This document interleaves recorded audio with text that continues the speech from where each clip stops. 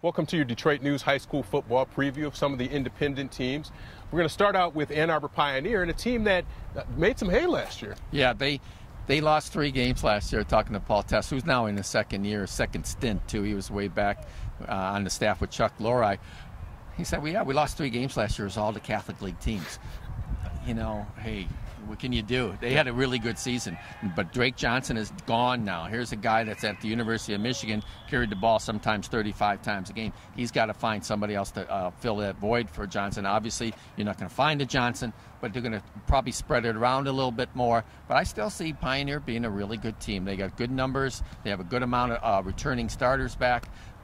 They got a good chance in that Southeastern Conference to win.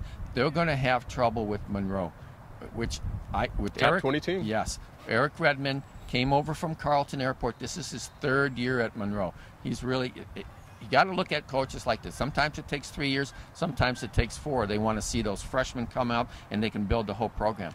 Watch for Monroe. I got them in my top 20. It's kind of a sleeper pick there. They were 7-2, lost in the first round last year, but they're going to be really tough in that Southeastern Conference. Always the independent team to watch is Detroit Country Day, and they've got a great one in Poet Thomas. Yeah, he's a big one. He plays basketball, but he's whatever, 6'7", 300 and some odd pounds.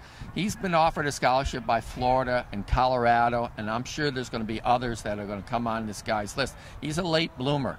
He played basketball a lot, played basketball during the summer in AAU. Will likely play basketball again for Kurt Keener this year.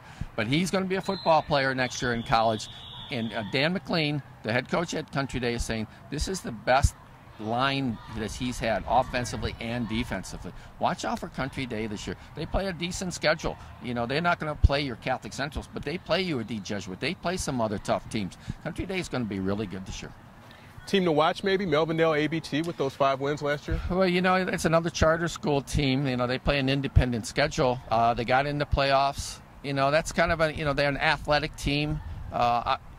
I would like to see them develop more and see them open up their schedule a little bit. Obviously, being independent, they get a hodgepodge of teams that they play. I think they're a team to watch because of the athleticism, but I'm not really putting all my marbles in that bag yet.